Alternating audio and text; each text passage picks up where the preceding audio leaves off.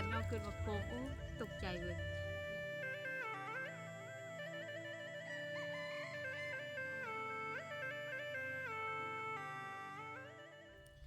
สบายดีสวัสดีพ่อแม่พี่น้องเนาะวันนี้มาอยู่กับสองน้องออนสาวเล่าไต่เนาะน้องออนสิพาพี่พาน้องไปแง่เขียดเนาะวันนี้เนาะแล้วก็ทื่อนี่อาวุธของน้องออนเนาะเป็นหมากเวททุกคนเห็นอยู่บ่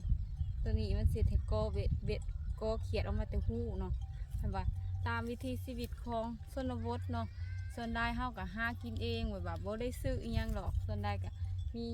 หาเยื่อกบเยื่อเขียดกินเนาะเยื่ออึ่งถ้าเป็นเดือนหนาก็เป็นแมงอีนะทุกคนเคยกินอยู่ว่ามันห้องล้างอีเนาะเดือนสิมาเนี่ยเดือนหาเดือน6เขาต้องเยื่อแมงอีไป50เบาเยาเนาะฝากทุกคนเบิ่งโฆษณาเลยเด้อเพื่อให้กำลังใจน้องออนที่คลิปต่อไปน้องออนพาทุกคนไปแย่เขียดเด้อ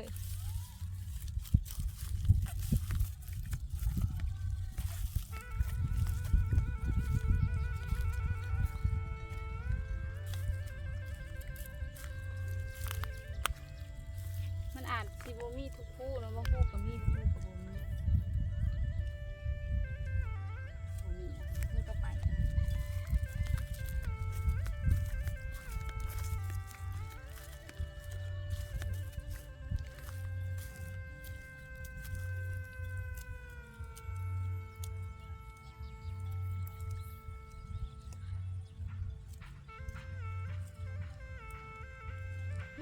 ได้นะ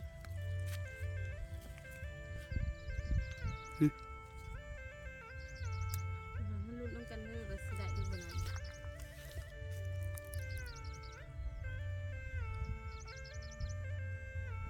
้นมันก็อยากเป็นนุ่มๆเนาะแบบว่าขั้นห้าหูซึกแบบว่าคันมันมีเขียดมียังมันก็เป็นนุ่มๆเนาะมันคืออาจจะเป็นกบกับมีมันจะเป็นเขียดส่วนลายมันก็เป็นเขียดกบมันเอาอะไรเป็นไรเนาะ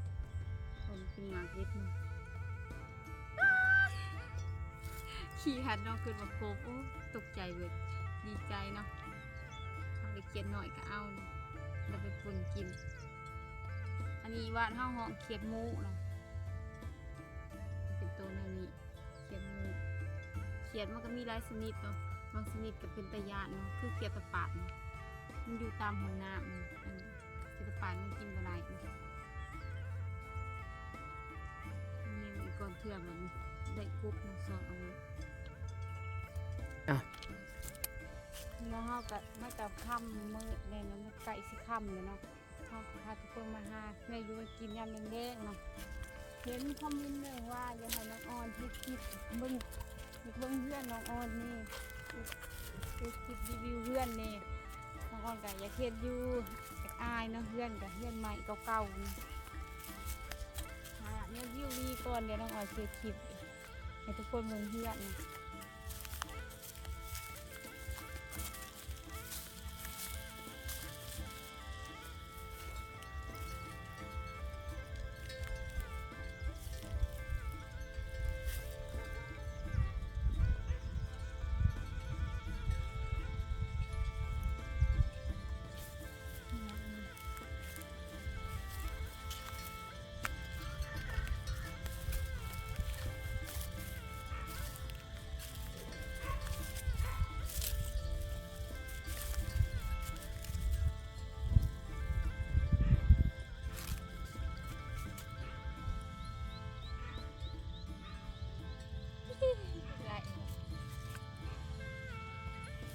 จนเราไปเก็บตัวน้อยๆ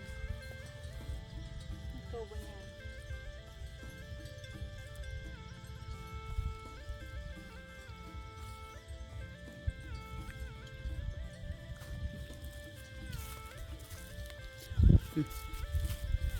ห้วยไปมาซื้อว่าห้วยเลยเนาะซื้อว่าประคองมันทั้งเนื้อมันก็สิยางเนื้อทั้งเนื้อเนาะแบบว่าย่ามนี้ฝนมันก็กำลังเริ่มตกหญ้ากับมันก็ได้โกงห้วยมันก็เริ่มหากินแบบว่าเครื่องแหงเอียงนะตามเครื่องเก่าเตะข้าวฝนเขาเตะบางเดือน11 เดือน 12คุณเนาะย่ามนี้มันก็บ่มีหญ้ามันกินพอหญ้ามันทะเลเริ่มปุ่มฝนกำลังตก2 เถื่อนั่นวันฮะกำลังเริ่มตก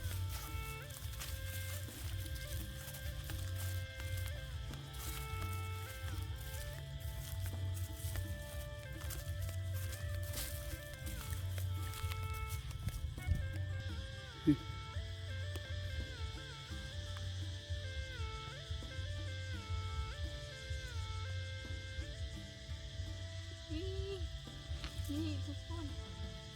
เกือบรุดเนาะอ้าวนี่เกือบอะไรเด้อมา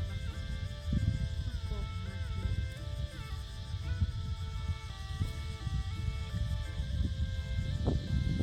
เดี๋ยวตัวนั้นมันมีแต่ตัวน้อยนะมันตัวใหญ่เป็นไรเอาแยกก่อน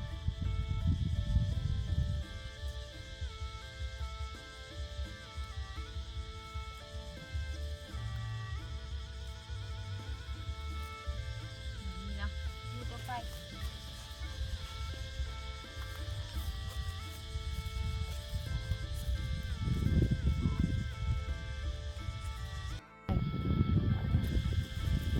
ประมาณบรรยากาศทางเล็กๆประมาณนี้นะเขาเจ้าก็เตรียมโตที่ลงไห้ลงหน้าเราแล้วปีใหม่แล้วสงกรานต์แล้วเนาะแต่ว่าเนาะเตรียมแล้วเอากระปุกลูกแม่เนาะเป็นว่าเสียงไม่อีวิกโอบมันก็ห้องลังขับบานเลยเนาะทำมือแต่เนาะน้องอ่อนก็สิได้เมื่อเฮือนเฮ็ดกินเฮ็ดหยางเนาะใช่ว่าไก่สิหอดย่ำลำไห้ลำหน้าเลย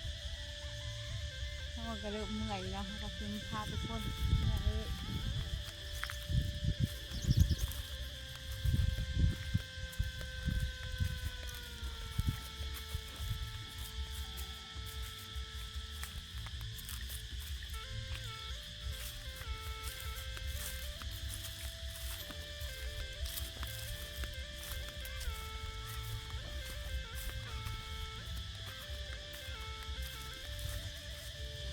น้องอ่อนสิพาทุกคนไปเบิ่ง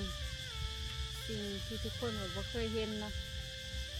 แต่ว่าให้ตะกี้เนาะให้ตะกี้แต่ก่อนที่เขาจะเอาไว้ใส่เหล่าใส่อิหยังเนาะ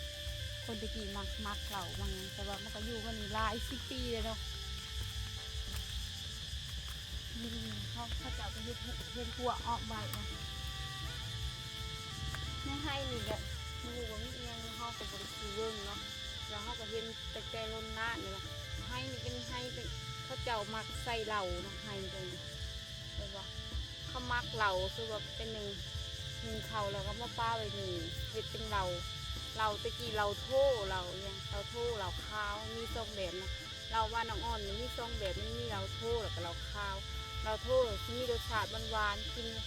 นแล้วก็เมาเนาะถ้าเป็นเหล่าข้าวมันมีรสชาติคุ้มๆจังหน่อยเนาะที่ทุกคนมักกินเหล่าข้าวแต่ว่าเหล่าโท่แต่ตะกี้หันแต่ข้าวเนี่ยน้องอ่อนยังน้อยหันมีลายแต่ว่าเดี๋ยวนี้เขาเจ้าลูกหลากคือนำตะกี้มันมีบุญบังไพ่เนาะมีหวานกับบริโภคได้เฮ็ดบุญบังไพ่เนาะ30 ปีกับเฮ็ดเท่านึงบังไพ่มันจะมีเหล่าโท่เนาะเหล่าโท่เนี่ยประจำเฉพาะบุญบังไพ่ถนัดอย่างนี้เนาะให้ตัวพ่อใส่สมัครใส่แบบมักเหล่ายังไหวเนาะให้แต่ปูให้เก่าให้แก่เนาะ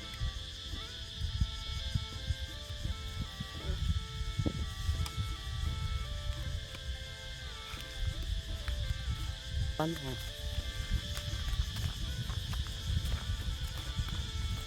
ทุกคนนี่มันจะคำแล้วเนาะน้องอ่อนกะจะยุดคลิปไว้เพียงเท่านี้เนาะค่ะทุกคนติดตามเบิ่งคลิปน้องอ่อนเด้อทุกคนแล้วเขามาให้กำลังใจน้องอ่อนเศร้าเล่าใจเนาะเขาทุกคนเบิ่งโฆษณาเด้อแล้วก็ขอบใจFCทุกคนที่เขามาซัพพอร์ตเลยให้ทำกำลังใจน้องอ่อนให้กำลังใจน้องอ่อนเนาะสำหรับที่นี่น้องอ่อนเขาก็ทำมาสบายดีไว้พอกันคลิปหน้า